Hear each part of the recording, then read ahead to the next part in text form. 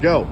This is the elitist, Joseph Anderson, and you're watching Drinkin and Mo's.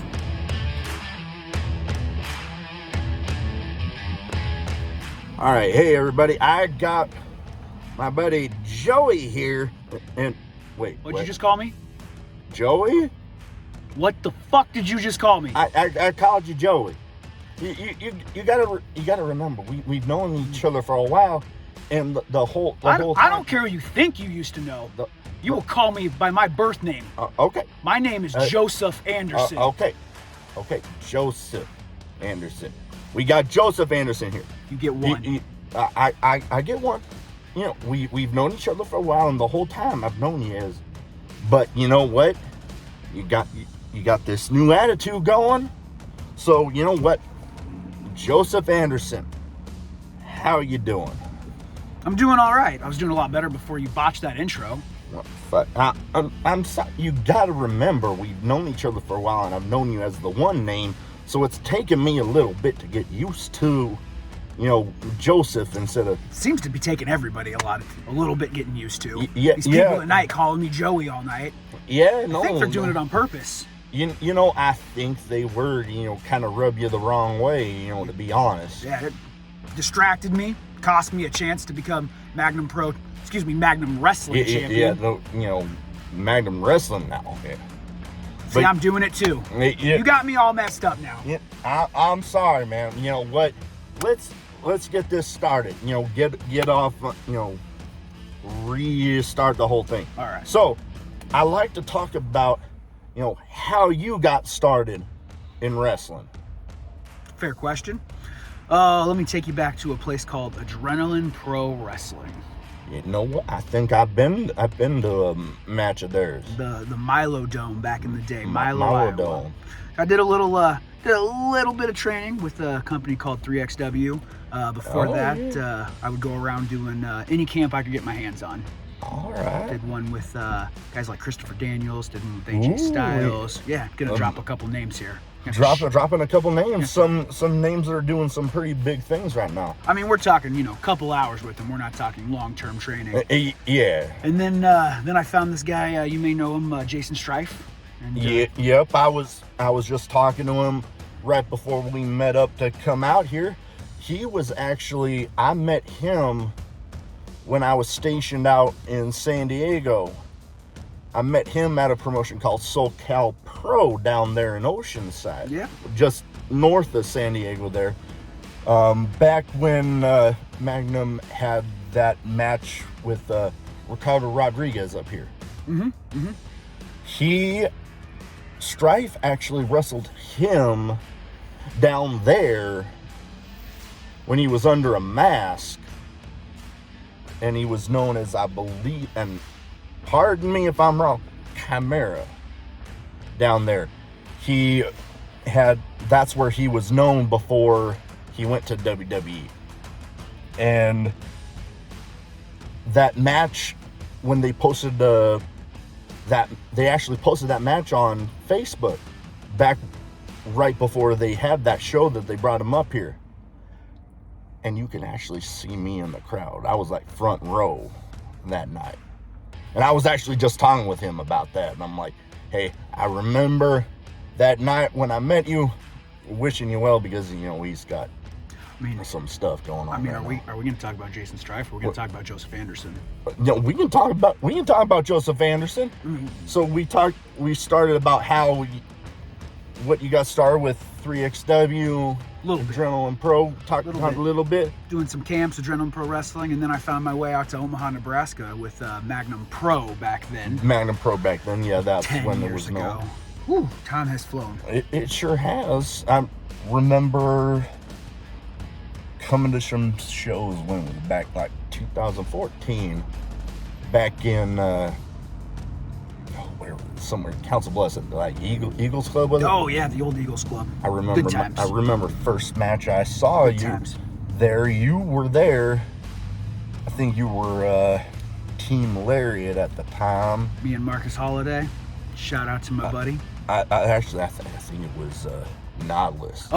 We'd already We already lost Josh at that point. Yeah, I think it was Nautilus. Yep, my big dumb tree. Yeah, the big dumb tree. I mean, he ain't a dumb guy in all reality. He ain't here. He ain't here. You can say whatever about him. I do. I remember that show. I was wearing a hat, not exact this one, but I remember you came by and you knocked it off my head. I was kind of an asshole back then. Look how things have come full circle. What's old is new. No, we'll go there. All right, so we talked about your tag team days, Team Lariat. What are some memories you had of those Team Lariat days? Man, Team Lariat was just a blast. Just a couple guys who we didn't care to be serious. Not that wrestling isn't serious, but we didn't take ourselves seriously. And I've seen a few of the promos back then. And we had the old Team Lariat training. That's grade A material right there. Oh, I've seen some of that stuff. We just liked to have fun. We would go out, try to pop the people, try to get heat, but try to get some laughs at the same time. God, I got my ass kicked a lot back then. Don't really remember too much of it because getting dropped on my head so much. That happens with some of the getting dropped on the head. I'll tell you the highlight of Team Lariat for me though was we were in the Eagles Club, and old Marcus Holiday thought he was going to be hardcore. So he went under the ring, everyone expecting him to pull out some thumbtacks. And instead he came out with a bag of Ruffle chips. Oh. Yeah, the wavy kind. The wavy kind. I hear those can be kind of... Yeah, with the ridges. And he told me what we're going to do is I was going to take a back body drop onto the chips. Now, in my mind, I thought the bag of chips. The bag. And then the bag would pop and aha. Yeah. No, he proceeds to open this thing up and shake potato chips all over. The whole goddamn ring's covered in potato chips. You get them ridges all stuck. Holy shit.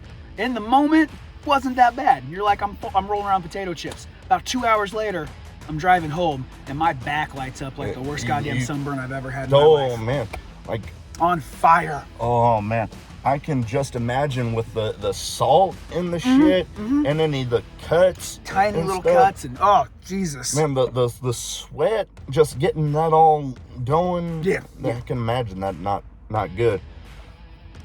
Other tag team you're known for being, for those that watch that aren't aware, other tag team you're known for being a part of, Guns and Beer. One of the guys that you were in the ring with. Jesus. All right, there we go. Lights out. You know what? No funny business over here now. There we go. Damn, this is what I'm getting started out here, so I ain't got the. Don't worry, I'll pay your light bill for you. I got the money now. You do got the money now. So hey, invest well. So one of the, like we said, you had been part of Guns and Beer. One of the guys you were in the ring with tonight, one of the other members of Guns and Beer. And this kind of deals in with one of the other things I was going to bring up. This somewhat of a relatively new attitude. I know there's been some bad blood there as of late. Well, let's say, if you can remember anything good about it, do you remember anything good about it? Oh, I enjoyed my times in Guns and Beer. At one point in time, and to a certain extent, those are my brothers, the guys I came up with. Bogat, Duke Cornell, and even Big Sean, Cousin Gator, and we had some fun. Made a lot of towns, made some money. I remember even being a part of it with you guys. At one point in time, yes, when we had the full band. We were spreading Guns and Beer all over the Midwest. Oh, all over. And we had Big Mo, Big Dog. I love being a part of all that. Guns and Beer was a lot of fun. It was. I got to drink beer and punch people in the face. But eventually the party comes to an end. And that party came to an end when I destroyed my left knee. I remember that. You had a match there, and it right at the start of the pandemic. Yep, right about then. Yeah. Yep, and decided, back when I believed I could fly, went flying out of that ring and landed right on my feet and heard a shotgun go off inside of my left leg, and I don't think I was there that night, but I remember I think watching a little bit and, you know, hearing about it, and yeah. You know, I didn't think it was that bad because, you know, I could still walk on it. I just, every time I tried to turn my body, you know, and pivot my leg, I could just feel my knee slip, just bone on bone. And I realized something was wrong, and, you know, was able to finish the match. And first time in my life I've ever gotten back to a locker room and thought, you should probably go to a hospital. Yeah. You know, I mean, you've seen some of the stuff I've done. Maybe some of you have too, you know. Oh, all the... I've carved my face up. Oh, yeah, with like that Taipei death match there. Punched myself in the face with broken glass, rolled around in thumbtacks, been through tables, ladders, you name it. And concussions, you know, bruises, welts. But my God, you know, that just something my brain said we should probably go to the hospital. And asshole ER doctor sits me down and goes, well, there's nothing wrong with you. You sprained your knee. I said, all right, well, I feel like a bitch. So went home, drank a beer, got up the next morning, thought, okay, we got to get up and get on with our life. It's just a sprained knee. Got up, fell flat on my fucking face. Ooh. Got right off the couch, fell right on my fucking face. Realized something's wrong. So made an appointment, went and saw an ortho doctor, and, you know, they took a couple of MRIs and sat me down and said, well, you're done. Complete ACL tear, complete meniscus tear. Good time, you know. Surgery and being out of wrestling for almost 2 years after that. You know, it was a while. It was, and so you speak about the new attitude and where that came from, and I'll be honest with you. The new attitude came from, well, I was gone for those 2 years. Nobody cared about me. You know, when I was out there killing myself for people, sure, they loved me then. They're happy to send me messages, buy my shit. But as soon as I was on the shelf, I was yesterday's news, and, you know, so it's amazing how quickly, you know, you're an afterthought when, you know, people cheer your name and then suddenly they're not. And 2 years sitting at home in pain, physical therapy, hell, learn to walk again, learn to run again, then trying to learn to wrestle again. Yeah, I developed a little bit of an attitude, a little bit of an ego.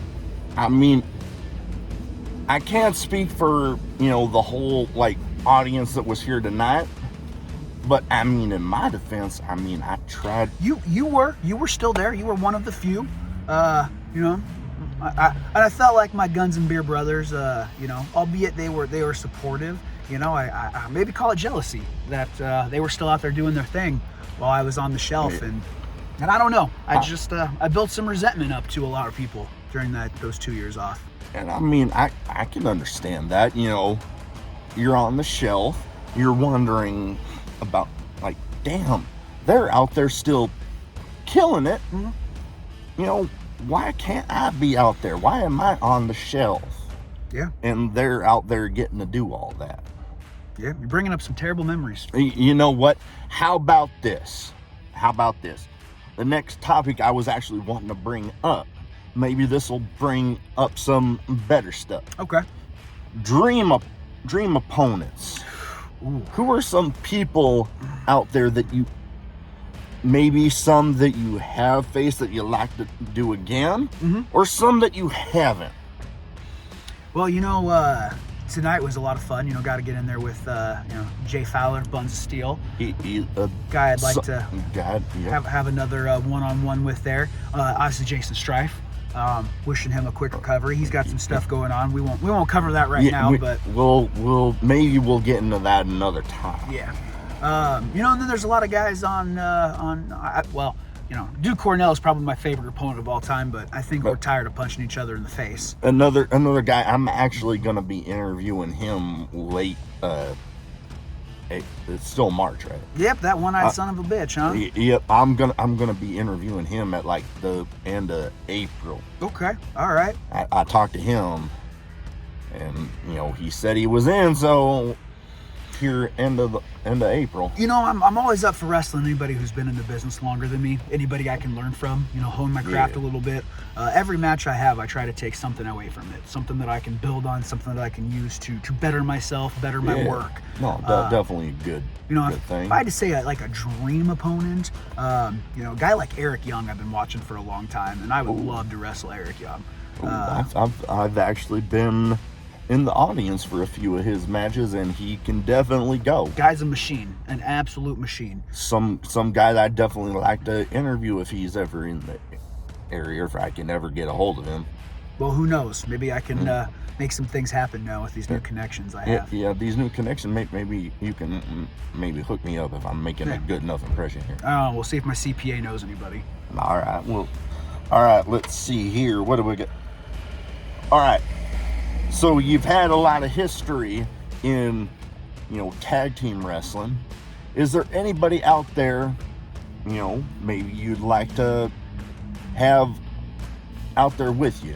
Another dream, like tag partner. I gotta say at this point in time, no, because I'm focusing on me. I'm focusing on Joseph Anderson. Hey, I spent a good majority of my career, really, the 6-7 years of it in tag teams, and I love tag team wrestling. I love the art form of tag team wrestling.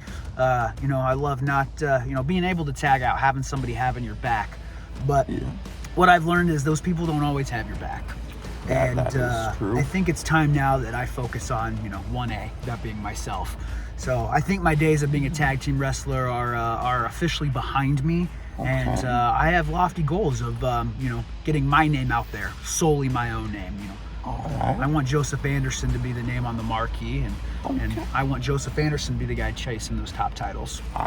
I can't say I blame you. I've been there for some of those pretty good matches. That night you kind of like tonight, Piggy in the Bank was cashed in. I was there the night that you cashed it in on former WWE star Carlito. Definitely one of the highlights of my career right there. That was a pretty great night. That was magical moment for me. Would you say one of the next topics I was gonna bring up?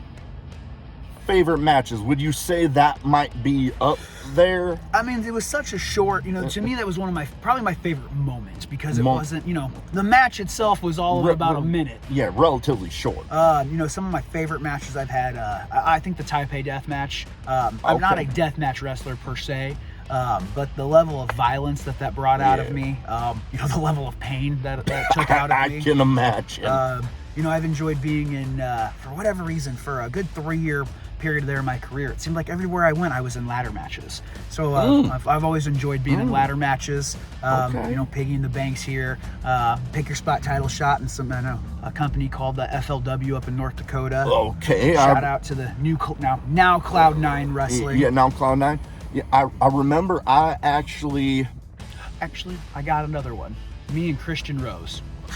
Years ago. Love working Christian Rose, a guy that I had a run-in with here in Magnum Wrestling. Yes, you did. I remember that. But damn! And Power Bill again. Power Bill.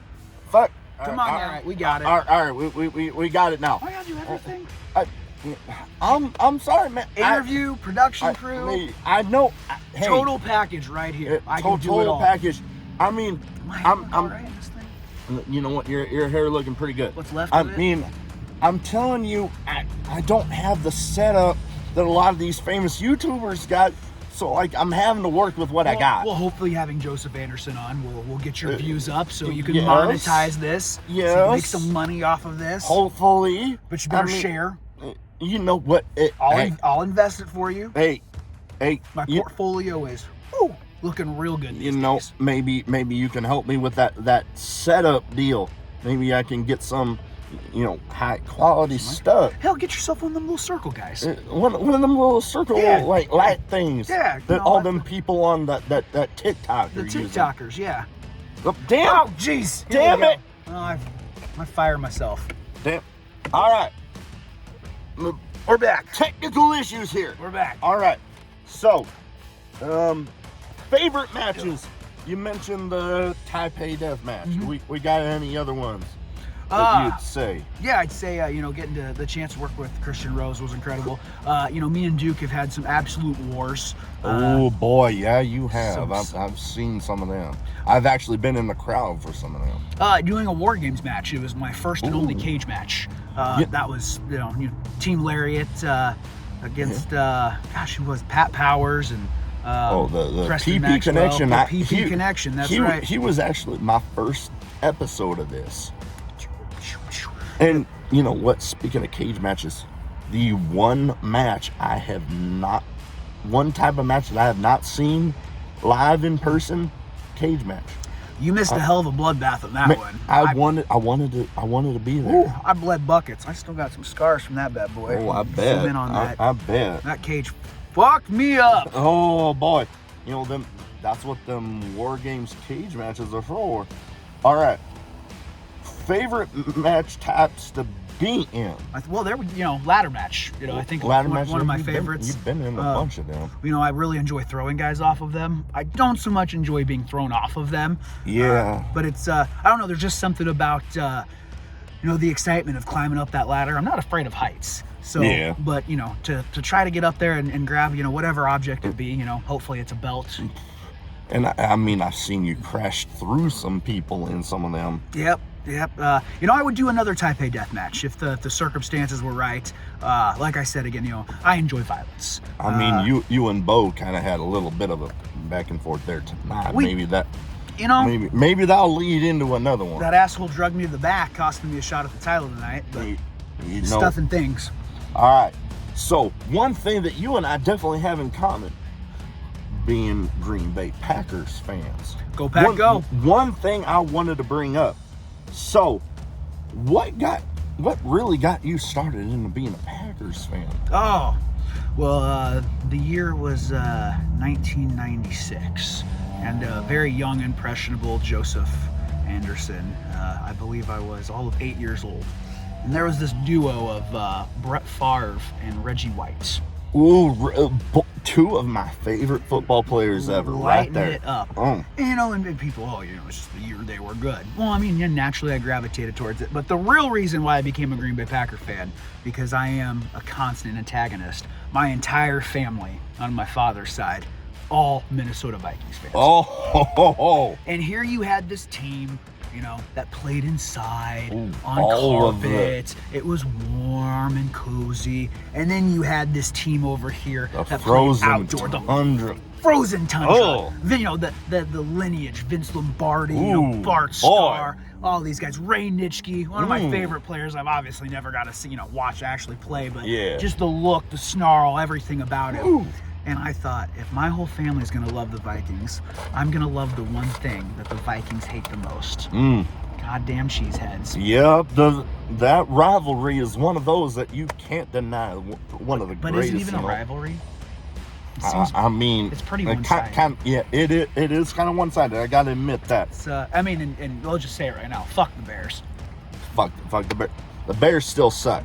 If you're a Bears fan, fuck the Bears. Yeah. All right, so. And fuck the Tampa Bay Buccaneers. Yeah, fuck them. I'm still on the Packers here. The old NFC Central. You know what I'm talking about? Yeah. When those stupid Florida fucks would fuck. come up and play. Oh. Warren Sapp's a bitch. Oh, fuck that. All right, so a fellow cheesehead, Fowler. That's one thing that we talked about was a dream carload. Everybody going down the road. People driving together. He talked about a dream carload of people that he'd like to have with him if he ever had the chance. What would you say is a dream carload for you? If you were driving down the road with any of these fellow wrestling veterans, what would you say would be some people you'd like to have in that car with you? So, you're talking about guys that I could sit under the learning tree from, guys that I could spend hours on the road with. Oh, Jesus, that's an incredible question. Ric Flair. Oh. First and foremost, Ric Flair. Can't argue with that one. Oh, man. Oh, God. William Regal. Okay. Oh, that is a good one. William Regal. Him and that Blackpool combat club they got going on right now with Moxley Danielson. That's going to be some. That guy's been around so damn long. He's just everything he knows. Oh, love to sit under the learning tree of that guy. This may get some, snarls, but Bruce Pritchard. I enjoy his podcast, but a guy who's literally been a part of every, or Bruce Pritchard or Jim Ross. I grew up a huge fan of Jim Ross, and just two guys who have been in the business for as long as they have, who have been a part of the top of the business for as long as they have. Let's face it, wrestling is entertainment. And so those guys know how to produce entertainment. That they do. Jim Ross being one of the probably best commentators And ever. And then just, Steve Austin. My favorite all time. And then my childhood favorite wrestler, just because I think he's the coolest motherfucker on the planet. Big Daddy Cool, Kevin Nash. I can't argue with that. I mean, that'd be a hell of a ride right there. That it would be. I mean, I'm sure Flair's dick would be out and doing that helicopter that he got all in trouble for. Allegedly. All right. If the dick don't fit, you must have quit. All right. So one thing, kind of to. Man, you got me laughing my ass off. I'm thinking about the waterfall. What the waterfall? Oh boy, that's a story we might have to go into for another time. That damn. You're gonna get canceled before you even get started. Canceled before I even. Oh man. Okay, so we'll go into that another time. So I like to do this kind of speed round. I say some names, maybe some promotions out there. Okay.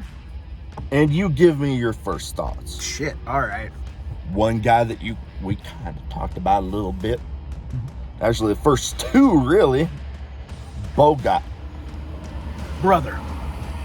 All right. I mean, brothers who love to fight each other. Hey, sometimes that's what brothers do. Brothers gotta fight. Secondly, Duke Cornell. Oh, Big Daddy Dookie. Dookie. Just incredible. The guy that, incredible wrestler, incredible worker. Guy that I'm disappointed this day hasn't got his chance on TV. Oh man, he'd be an asset anywhere. I think he really would be. I think his work's incredible, and he's the way he's just changed his gimmick and he's evolved over the years. Just a guy that I have a lot of admiration for. People talking about even though I hate you, fuck you, Duke. People talking about like Jericho being this guy that can adapt and change. Duke Cornell kind of like right along in that aspect there. Yeah, from where where I remember meeting him first when he was this skinny guy named Derek to being the devil himself in Duke Cornell. It's one-eyed devil himself right now. That one-eyed son of a bitch. All right, so one guy that was on the card tonight, you didn't really get a. Wait, was he in J.C. Slayer? Was he in that? I mean, I did some drinking tonight, so I might not in any of the matches I was in tonight. He wasn't in. Fun. He is a fun dude. Fun. Just he's a fun guy. Fun guy to be around. Fun guy to wrestle. Yeah, JC Slater's a lot of fun. He is a good dude. Some people. I'm coming for him, but he's a lot of fun. Some people that might end up watching this might remember. He had a video out there for that Tough Enough. Yeah. He had that going. All right, so speaking of JC Slayer, he was actually recently an extra for that for WWE when they were here in Omaha. Yep. For SmackDown, that whole Sami Zayn segment. Next thing I was going to bring up, WWE. Oh, I mean, the top, the Fed. Yeah. Number one, honestly, for my entire life, my favorite product. I mean, you got it. As much as some people complain about them, you got to admit, they've been on top for so long, they got to have been doing something right. Nobody's ever happy. Nobody's ever happy. Exactly. You go back, and I'm sure people were bitching, in 1998 when Austin was on top and, the world just was setting wrestling on fire. I'm sure people were bitching about the NWO. People will always find something to bitch about. Can't you just sit back and enjoy wrestling for what it is? It's not always going to go your way. Yes. It's not always going to be what you want it to be. But you haven't invested literal billions of dollars into it. That is my thing, especially right now. There is so many choices. Oh, it's incredible. Yeah, it's like ice cream now. Yeah. You can find what flavor of wrestling you like and enjoy it. And just because you don't like WWE or you don't like the entertainment aspect of it, doesn't mean you gotta shit on it. Yeah. I mean, there's so many choices out there. You don't like one, like somebody that deals with the next thing on here, Tony Khan. He has said, watch what you like. If you don't especially with his product. You don't like his product, there is something out. Oh, get lights out again. So, like we were saying, another technical issue here, but you know, there's all these choices out there. Yeah. You know, if you don't like one thing, there's something out there that you can find. I don't like the Lifetime channel. I don't sit and watch it then bitch because I did. Yeah. I mean, there's nothing wrong with Lifetime, whatever. It's just if you like that stuff. Yeah, I don't know. All right. Next thing, kind of like I was mentioning, AEW. You know, alternative. You know, exciting, you know, fresh. Some words that come to mind. You know, I don't watch as much of their product as I wish I could. Just time, you know. You know, I got life is a thing. Yeah, that it is. But to me, it's another opportunity for guys to go make money. And at the end of the day, that's what we are trying to do. Whether you're at, you're in wrestling school right now, whether you're, been grinding on the indies, whether you've been to one of the, major promotions and you're working your way back down or back up, we're all trying to make money. It's about having fun and paying bills. So any opportunity guys get to pay their bills, I'm all for it. Yeah, and coincidentally, I know they haven't done anything here in Omaha, really. I think the closest they come is like Kansas City. And I'm actually going to this World of Wheels a week from today. I mean, I'm recording on a Saturday, so a week from today. Hangman Adam Page is going to be there. Nice. I mean, I even went and I ordered one of his action figures off of Amazon so I could get that damn thing autographed. Oh, I gotta have something. Go have your fun. That's what wrestling's about. Especially if you're a fan of wrestling. Have fun. Yeah, have fun. And I mean, maybe I can get that, that intro that I had you record. I'm crossing my fingers. Maybe I can get him, little something, because I know there's gonna be a lot of people there. Yeah, just ask nicely. That's what I plan on doing. Ask nicely. Worst that they can say is, they don't got the time. Right. All right. Funny story about this next one. XPW. They got a rebirth going. I saw that. I actually watched that rebirth show. Not really. Like, I was a fan of the original product. Yeah. But, that rebirth show wasn't really the best. And funny story on my end, before I ask your opinion, they actually blocked me on Twitter and Instagram.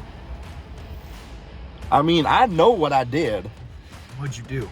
I pointed out some mistakes on their website, and I said that the owner's podcast saying that they're gonna talk about wrestling and ended up talking just about movies. I said was a waste of my time. I mean, well, here's your opinion. That's what the internet's for. You can express your opinion. And then they blocked me. Yeah, fuck them. I mean, fuck them on behalf of him. I mean, I won't book, so whatever. Yeah. I'll do anything for 20. You want to get booked. I ain't going to tell you not to get booked somewhere. Hey, yeah, money's money. But like I was going to say, XPW, what is your opinion on them?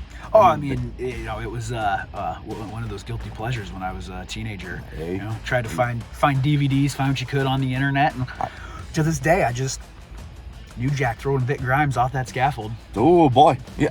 I mean, like I said, I was a fan of the original product. My house is getting remodeled right now. I actually have a big case full of wrestling DVDs, and a bunch of those are the original XPW TV show. I watched all of that stuff. Man, that was some crazy shit. It was. And I mean, ECW is better. Oh, by far. I mean, they even had that Dark Side of the Ring. They had that episode on them. All right, so we got through all of that. Plug some stuff you got going on. That way anybody that's watching this can follow you. Some companies I'm working for now, looking forward to working. Obviously, Magnum Wrestling, all over social media. Plug it in, it'll pop up. Follow me, Joseph Anderson Pro, Instagram, Twitter, Facebook, if you're a dinosaur like I am. I'm on TikTok. I don't produce TikToks. I'm not like you. Cloud9 Wrestling, Puffamania. Going to be working for Below Zero here pretty soon. Okay, I've heard they've been doing some good things. Yeah, a lot of exciting stuff coming up. Flagship Pro out of Sioux Falls, South Dakota. Pretty exciting new company that just came out. I've heard of some good things about them. Things are going well. I'm talking to you. That's a random number calling me. But somebody probably wants to invest in me. Everybody wanting a piece of the pie there. Bet on me, you're gonna win. But yeah, just follow wrestling. Anywhere you see me, follow it. It's gonna be good. You can't go wrong with this guy. He can sure go. I gotta say that. All right. Well, you know what? I don't want to keep you too long. I know you got. We're the venue that we were at, Stocks and Bonds. You got all sorts of things going right now with the investments and all that. So I know you got plenty of things to do. I appreciate your time. Absolutely. The pleasure was all yours. I wish you well. And hope I'll see you around. You will. Big Dog, always a pleasure. Thank you very much.